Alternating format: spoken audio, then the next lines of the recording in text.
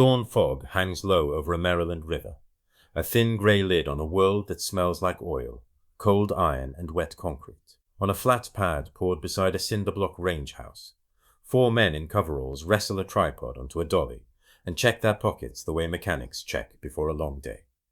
Pencils, a notebook, a rag, a wrench. You only need if something goes wrong. A 5th man, bareheaded against a wind that seems to have learned English, walks out of the building with a wooden crate in his hands. The box is stenciled in a language that the men cannot pronounce, and they respect it for that. He sets it down. Someone else cuts the wire and peels the lid. The machine inside looks like a promise and a threat somehow welded together. The steel is grey in the way thick steel is grey, with edges like sentences that don't need to be raised to be heard. The receiver is a long rectangle with curves where a toolmaker cared. The barrel jacket shows a row of cooling slots that make the whole thing look like a mouth about to tell you how fast words can be. One man says the name out loud like he's trying it on. Before we dive into why this particular gun turned infantry into mathematicians and made tactics change in the dirt, hit subscribe for more untold stories, the shop floor truths and test stand moments that history books bury under headlines, and drop a comment telling me where you're watching from. Now let's go find out what 1,200 rounds per minute really means when the metal is hot and the stopwatch is honest. Paperwork says the gun was captured near El Guetar, lifted from a nest that had made too much trouble for too long to be left alone. Intel moved it across oceans the way armies always move, inconvenient facts.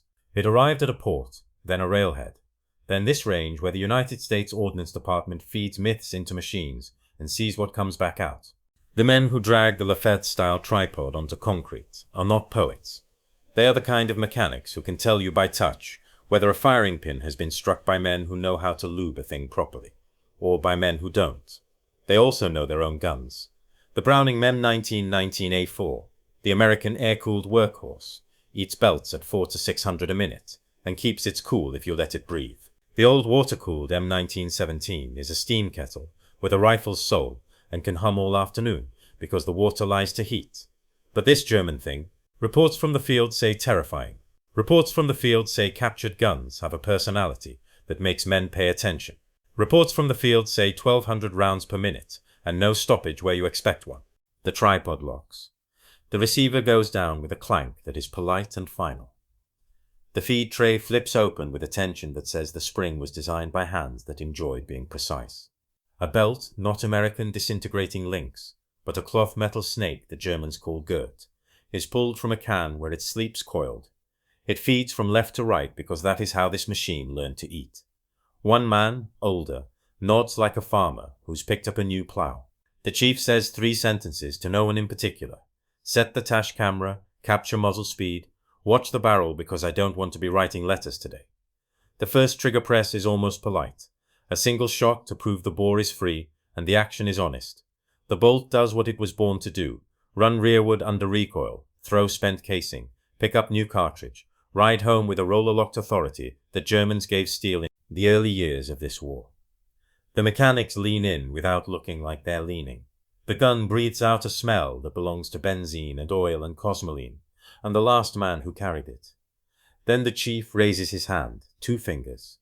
The assistant sets a belt at the pulls. A nod. The gunner squeezes. At first the sound is not sound. It is a continuous tearing, like canvas being ripped by a wind you can't see. The muzzle flashes make a line of fire, not a flicker. The belt walks through the top cover like a thing being eaten by a creature that doesn't chew. The tachometer camera's little needle blurs to the right edge of what it can measure and stays there. Empty casings hit the concrete in a rhythm that sounds like hail thrown by a teenager who learned to hate windows. 50 rounds are gone in less than 3 seconds. The gunner lifts his finger. Silence lands on the pad with the weight of a man who's just seen something he won't forget. One of the mechanics lets out the kind of low whistle that the army will never issue. That's the headline experience. But the test doesn't stop at headlines. Bench tests don't exist to be amazed. They exist to find out who's lying. Rumor, pride, or the machine. The men reset. They write down. Function check normal. Rate, very high. Subjective impression. Sustained fire not advisable, with our guns on similar weight. Then they step into the boring part that turns ore into detail. They measure pieces, and press pins, and take notes about cam tracks and locking rollers, and how the feed bores are actuated by the bolt's own returning breath. The heart of this gun is recoil, not gas.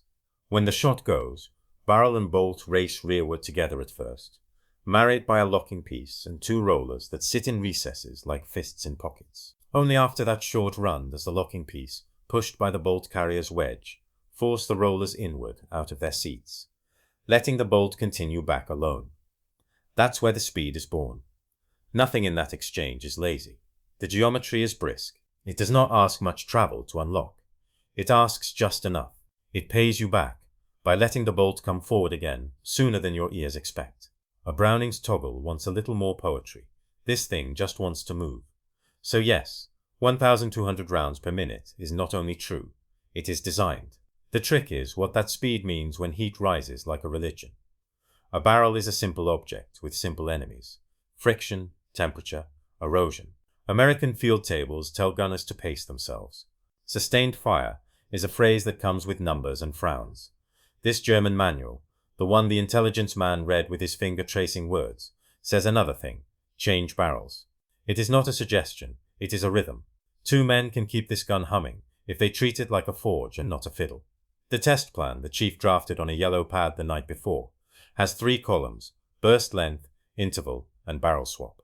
The idea is simple. Start with short strings, then longer, then cruel, and see what breaks, if anything. They set the first run at 5 bursts of 50, with 10 seconds between, then a swap. Americans are used to belts that let you think in hundreds. German belts come in smaller thoughts.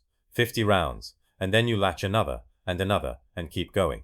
The crew clips sections together on the tray like tailor's snapping strips, feeds the belt up, and nods. Second run. The gunner turns the world into snippets of tearing sound. 50, pause, breathe, 50, pause, count, 50, pause, stare, 50, pause, smell, 50. The smoke rising off the barrel now has a color you can taste. The assistant shows the latch on the right side of the receiver with a practiced thumb and swings a cover out. The glove, yes, there is an asbestos mitt issued for this, goes on. He grabs the barrel's handle, unlocks, slides the barrel back and out with a motion that looks like it wants to be slower than it is, and then it's gone. Another barrel is there before the old one has stopped singing. Slide in, lock, swing the cover back. The entire act takes a small handful of seconds. The gunner rocks back onto the spade grip and is ready before the heat thought it could catch breath. The second yellow pad entry reads like belief trying on a new suit. Barrel change accomplished in approximately 6 to 7 seconds with drill practiced twice. The chain of custody in your mind shifts. This isn't magic anymore. It's a recipe. They make it harder. Continuous bursts of 100, then 150. One man calls cadence, not because the gun needs it, but because the stopwatch wants to get its licks in while something unheard of is happening. The feed keeps feeding. Cartridges are pulled down, snapped into line by pulls that don't know fatigue. The rollers keep seating in and out, like a machine that breathes in crisp exhalations, a lung exchange of metal. Every 250 to 300 rounds, the assistant says, change, and the act happens again. Mitt, latch, slide, swap, lock. You can count the steps on a hand. You can teach it to a man in 10 minutes. You can watch it save him when the barrel glows. They push towards what Americans call cruelty. Continuous fire is a phrase with doctrines pinned to it. They run 500 in a string, changing barrels midway like mid-paragraph punctuation. Smoke now is real, not a suggestion. The muzzle brake, the booster cone that uses gas to aid recoil, projects a little slap of hot ghost at the air that shivers above the concrete. In a way you can see. The gun does the unmannerly thing. It keeps going. No short recoil falter. No case head tear. No feed skipping pull, dragging a belt one link off. Nothing that would let pride say told you so. And when they lift fingers and stop, something happens that mechanics love and gunners respect. The gun stays stopped. No runaway. Runaway is the horror of too much heat and too much friction, and a sear that decided to mind its own business when it should have minded yours. In guns that flirt with it, you see a look in men's faces that says they just learned a new vocabulary. Here, with barrel swaps at 250-100, with the crew treating heat like a thing you can budget, the metal remains a gentleman. The bolt sits without arguing. The feed tray looks up like a dog that was told to stay and is proud that he did. Someone finally says the thing that puts a frame around all this. It's a water-cooled gun without water. The water is a man. And that is what doctrine feels like when a machine teaches it to you. You can sustain this rate if you swap barrels the way a pianist swaps hands, without thinking, at a tempo that is the difference between music and noise. The notebook fills with small nouns that will be improved into a report. Barrel change time, belt joint time, stoppages, none observed. Rate of fire confirmed with camera at approximately 1050, 1250 per minute, depending on nozzle and spring condition. Endurance, test limited by ammunition supply, not weapon failure. But if you leave it at that, you miss the piece that soldiers care about more than engineers.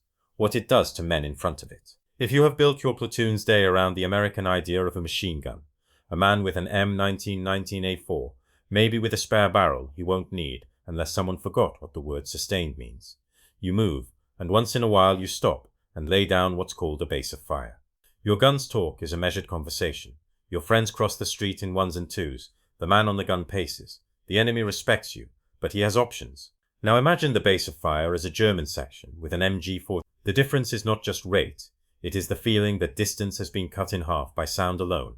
The beaten zone, the area where bullets land when the gun is not trying to be surgical but convincing, is a rug the size of a living room that a good crew can roll out so fast your mind can't investigate every hole. The sound tells you lies about how many guns there are.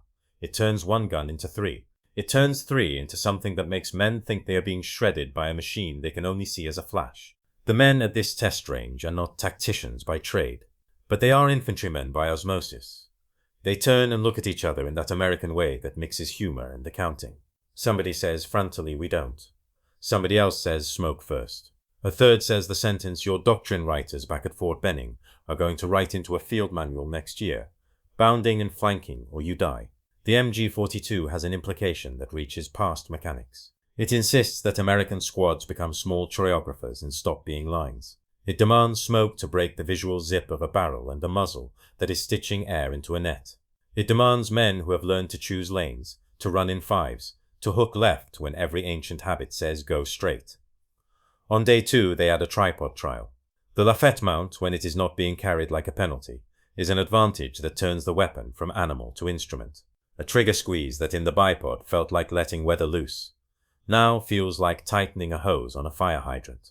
You can walk fire up a berm. You can lay on a burst that starts on the edge of a barrel hoop and ends in a window. The recoil buffer in the mount kisses the machine's impatience and says, "Let me help." American crews watch the run as if appetites were being trained with a new kind of steak. It's too heavy for men who think in miles to love. It's perfect for men who think in sectors. They write another note: defensive employment with tripod yields outrageously effective grazing fire at ranges we usually don't respect. Then, the cruel part. They load belts dirty. They sprinkle dust into links that have no romance for dust. They let the gun sit cold in a wind, and then ask it to burst. They let it run in short pulses that get hotter than long ones, because the heat never has time to even out like a stew. They dry wipe it once between tests like grumpy cooks wiping a counter to see if a guest notices. Only then do they get what they were waiting for, a stoppage that reveals the machine rather than indicting it. A bent cartridge rides high. The extractor bites early and tears the rim. The bolt blinks like a man who tried to pick up a barbell and misjudged the weight. It pauses mid-stroke, the way stern men pause when they are trying not to cuss. The stoppage drill is not a mystery. Rack, clear, reset belt if needed. This is not enlightenment, it is the price of air and dust. The men nod.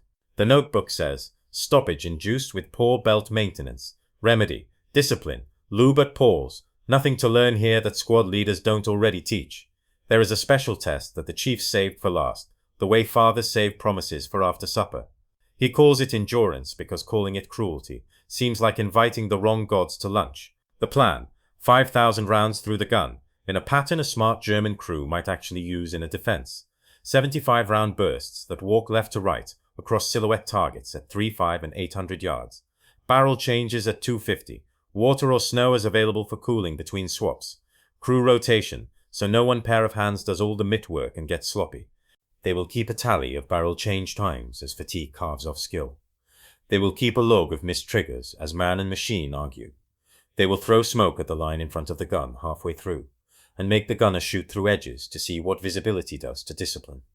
It takes the better part of an afternoon. The men who came to watch stop dropping their heads when the gun starts, because the noise has become part of the day's weather. The crew learns to swap barrels with fewer words than men in marriage share. An old assistant gunner from an infantry company who came down from a stateside training post just to see what the Germans have been bragging about raises his hand to ask to try. He does. His hands are good too. On the stand, the gun does not know or care if the man wearing the glove is German or American. It cares only about speed. What do they learn by dinner? That the barrel swap every 250 to 300 rounds is not superstition. It's math. It is the difference between a barrel that changes color and a barrel that changes shape. It is the difference between a runaway that isn't and one that is. It is the difference between a machine that is a friend and a machine that, if you abuse it, reminds you that steel doesn't love you. It merely works with you when you are smart. They learned something else that doesn't fit neatly into a table. They learned that the fear reports from North Africa and Italy were not theatre. An MG-42 in the hands of a trained crew is a morale weapon as surely as it is a physical one. It forces men to fight differently, and any tool that forces your enemy to reinvent himself is a tool worth studying, like a jealous neighbor studies a fence. When they send their report up the chain, it is respectable, full of the dry sentences that keep officers from yelling on the phone. It says this in language that has been cleaned. The MG-42 is a highly efficient, recoil-operated, belt-fed machine gun, capable of a cyclic rate of fire approximately double that of the M19. It has a simple and rapid barrel change procedure that permits sustained fire if crew discipline is maintained. Its high rate produces a dense, beaten zone, which complicates assault across open ground. Ammunition expenditure is commensurately higher, and logistics must be considered. Recommended counters: increased use of smoke, dispersion, fire and movement, suppressive fires from multiple axes, and counter-machine gun work at longer ranges where sighting error in high-rate systems grows. What the report doesn't say, but what the men mutter on the way to mess, is what the MG-42 also taught them about humility. American weapons are good, American men are good, but here is a device that is better at a core job, turning cartridges into a curtain that keeps heads down. The right response is not to insist otherwise, it is to learn, to respect, and to change. So, tactics change. At the infantry schoolhouse, an instructor walks to the blackboard and draws a hill. He draws an American squad as a line of dots. He draws a German gun at the crest. He erases the line. He draws two lines, witches' brooms flanking, one moving while one shoots, then the other, a dance called bounding overwatch. He labels smoke with arrows, where smoke used to be a word that belonged to artillery only. He talks about going around the problem rather than through it, and he says outright what men in France already learned the hard way. If you meet an MG-42 head-on, you count dead. If you meet it obliquely, you count yards. In the months after this test, American teams sent back little reports that read like the way a big animal changes when you touch it with a stick enough times. Platoons get better at using their own machine guns like men who have seen the future. They fire shorter bursts and adjust quicker because they have to keep their Browning barrels honest. They pick positions that make it easier to bring two guns onto a German tripod, from an angle that makes the German decide which truth he would prefer not to be true. They use artillery not just to kill, but to blind.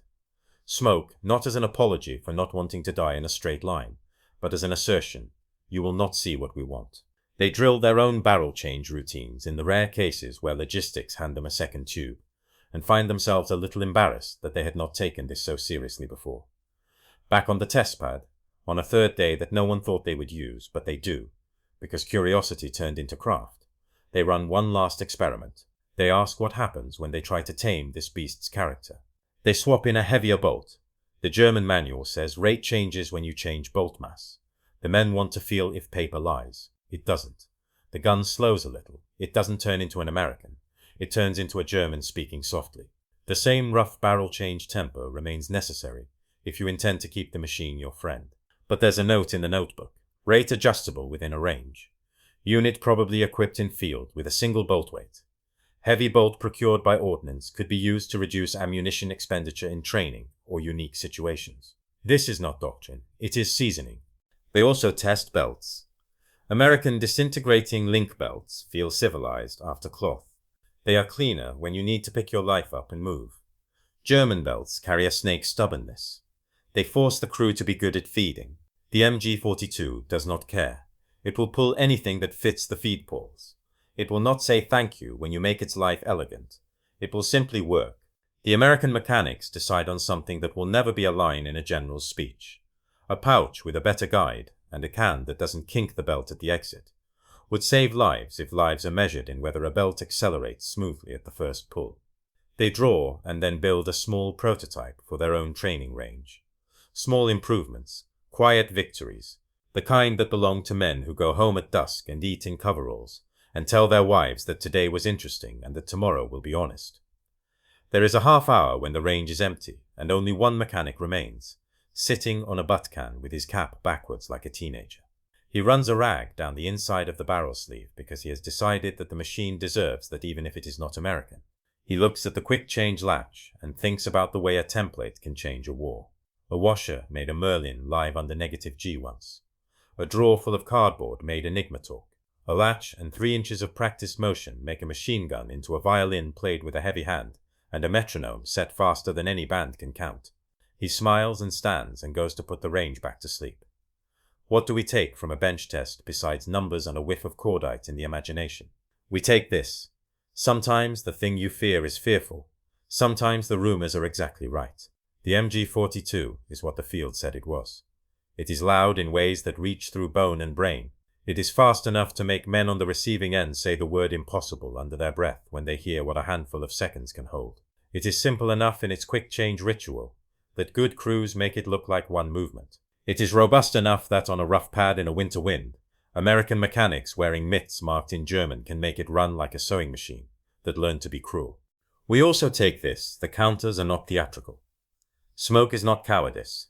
Smoke is math. Bounding is not a dance put on because somebody read a book.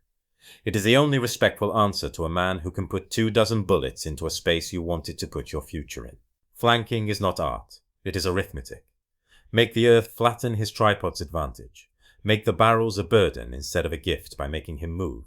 Make the feed angle a problem. Make sight lines gather grass and angle iron and become less than the sum of their parts.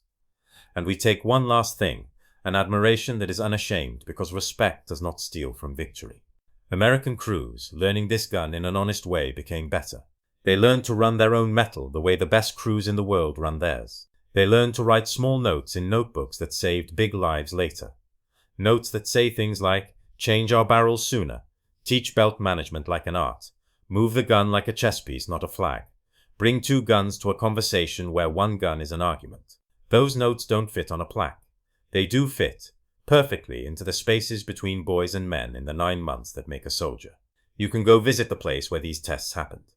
The river is still there, and the concrete pad, if it hasn't been repoured, is still stained with a color that looks like science and mud. Somewhere in a vault or a library, a paper with a number and the words German machine gun, caliber 7.92, model 42, sits under a staple that rusted a long time ago. The pages talk in a tone that uniforms invent. Dry, careful, polite. Between the lines, if you know what to listen for, you can hear the tearing sound and see 4 men look up at each other with eyes that say we have to tell everyone.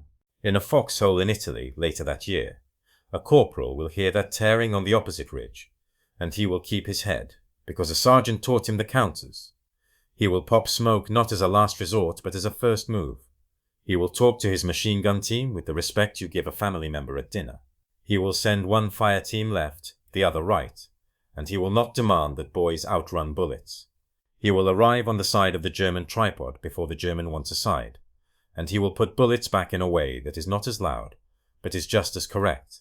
He will then write in a little book that the other side had a 42, and that it was what they said it was, and he will sleep that night under a poncho as rain comes, and know that a bench test in Maryland had something to do with it. Weapons are arguments made of steel. The MG-42's argument is speed and endurance purchased with attention to heat and crew drill. The American answer, when it was good, was math and smoke, and a willingness to learn from an enemy without pretending you invented the lesson. The tests stand at dawn. The barrel swaps every 250 to 300. The belts snap together like train cars. The few stoppages that taught nothing new. Those are not trivia. They are the concrete parts of a story that too often is told with adjectives. The concrete here is better. Seconds on a stopwatch, rounds in a belt, hands in a glove, a latch flicked, a barrel slid, a war made survivable by men who loved detail more than they loved slogans. This captured MG-42 kept spitting rounds long after US crews expected a cough. It taught respect. It wrote tactics. It made men think in angles and smoke. And somewhere between a German manual and an American yellow pad, it whispered a truth that armies learn again and again Endurance is not only a property of metal, it is a property of drills, it is a property of men, and it is a property of humble notes taken on cold mornings, when the only thing louder than an idea is a gun proving it. Subscribe for more untold stories of World War II, the ones that start with a crate on a bench and end with a platoon leader making a better call because somebody else counted seconds and wrote them down.